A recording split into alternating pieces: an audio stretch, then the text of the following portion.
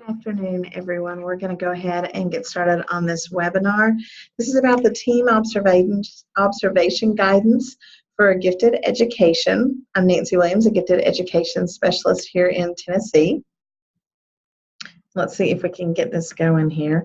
So our department mission is the districts and schools in Tennessee will exemplify excellence and equity, such that all students are equipped with the knowledge and skills to successfully embark upon their chosen path in life. And that's one of the reasons this guidance is provided, is to make sure that all students are getting the highest quality education that we can give them.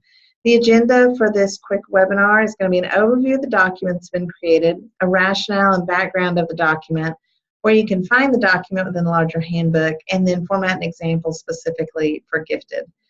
This is located in the Tennessee Educator Acceleration Model, or the TEAM handbook. The rubrics, if you're observing a gifted classroom, are not any different than the other rubrics. This is designed to supplement, not replace, the guidance. This is what the front of the manual, where it is located, looks like. And this is the click path where you can find it.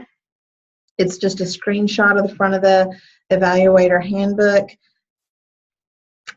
Why do we need this? Well, certain subgroups of educators operate in unique situations that may require additional attention to apply the team evaluation model with fidelity and provide educators with meaningful feedback.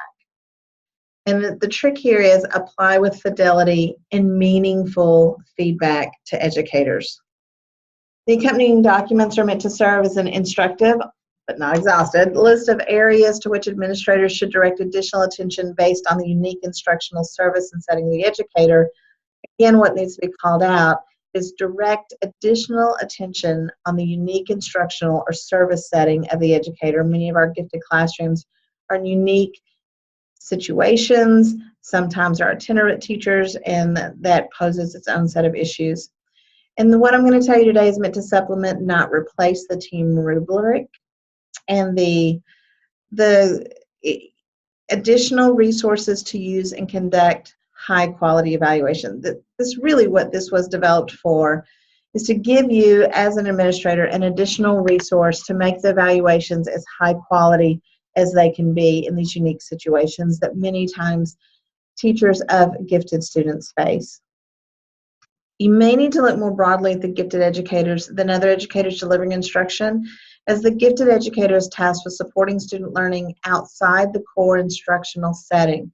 And that's kind of key and pivotal, as much of what they do is above and beyond and looking at core differently.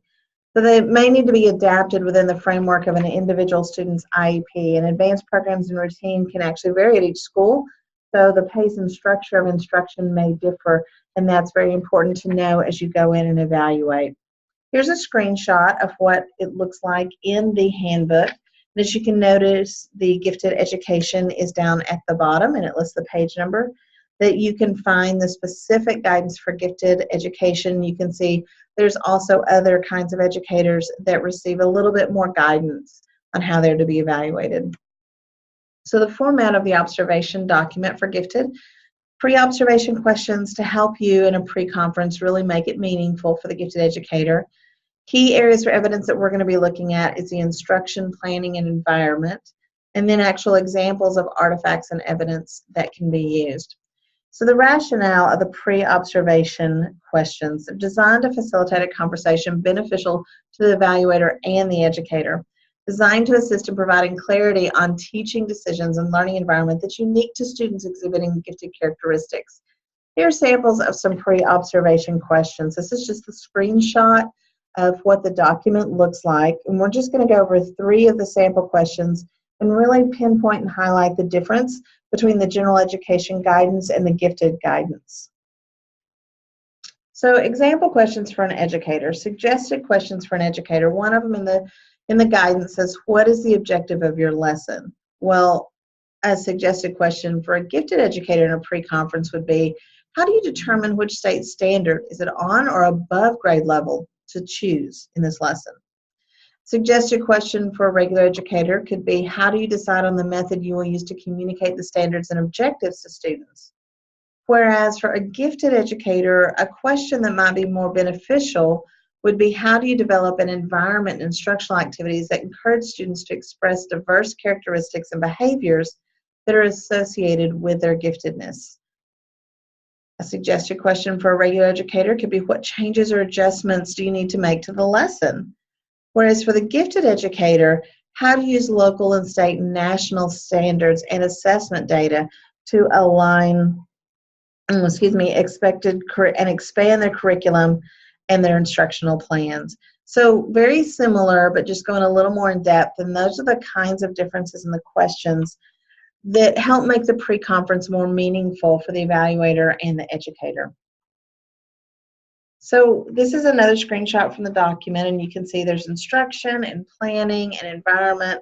There's only 7 here. There are more in the document, and we're going to take a look at just a few examples to see what might be different between a general education teacher and a teacher in a classroom with gifted students. Here's one of the excerpts from Standards and Objectives.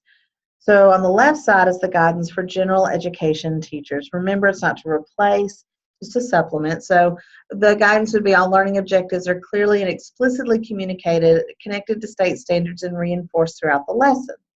For the gifted, you might look at it as the core curriculum is adapted, modified, or even replaced to meet the needs of advanced learners. And there's evidence of knowledge of standards at multiple grade levels to advance the student when the student is ready.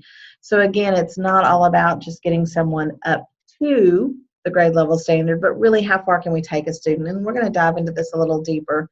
So the gifted educator instructs students based on their area of strength. They reach beyond grade level standards when appropriate. They align to the national gifted standards because they're combined with state level content to add depth and complexity. And since these learners can take information beyond the state standards, flexibility should be given for students to continue reaching past a predetermined outcome. In other words, lessons are designed to push students beyond a minimum and allow for continued student growth. Sometimes the learning objectives are ongoing and not restrained to a single observation. So you might not see a full closure in a lesson because sometimes the lessons are actually continuing on a different day. Here's another example on the left for general education teachers. Pacing is brisk and provides many opportunities for individual students who progress at different learning rates.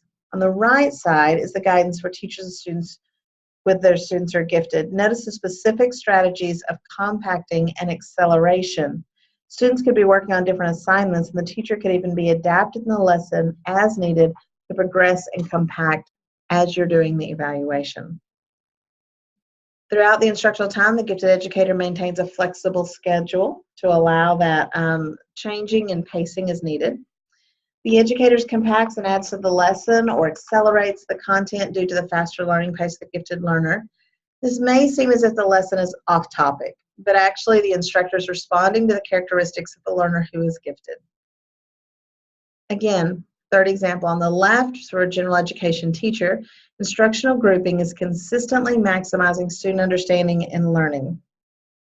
Whereas with a gifted classroom, grouping practices really are varied. You've got to allow for that interaction between peers.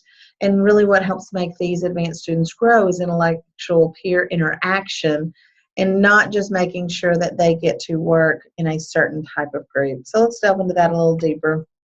Throughout instruction time, grouping is purposeful. There might be a single grouping observed in an observation, or there might be multiple groupings.